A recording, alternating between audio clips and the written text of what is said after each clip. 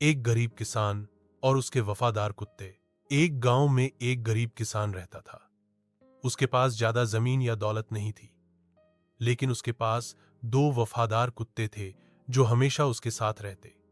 वह कुत्ते न सिर्फ उसकी हिफाजत करते, बल्कि खेतों में भी उसका हाथ बिटाते। एक दिन किसान खेतों में काम कर रहा था कि कुछ चोर उसके घर में घिस आए। किसान की बीवी और बच्चे घर में अकेले थे, लेकिन जैसे ही चोर इंदर दाखिल हुए, दोनों कते घर की ओर दौड़े और चोरों पर हमला कर दिया। कुत्ते इतने बहादुर थे कि उन्होंने चोरों को भागने पर मजबूर कर दिया।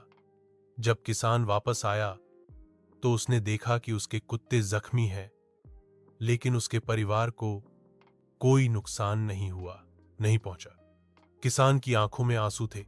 वह जानता था कि उसके कुत्ते सिर्फ जानवर नहीं, बल्कि उसके परिवार का हिस्सा है। उस दिन के बाद गांव वाले भी उन कुत्तों की बहादुरी की मिसालें देने लगे, और किसान ने सीखा कि दौलत सिर्फ सोने चांदी में नहीं होती, बल्कि सच्ची दौलत वफादारी, मोहब्बत और कुर्बानी में होती है।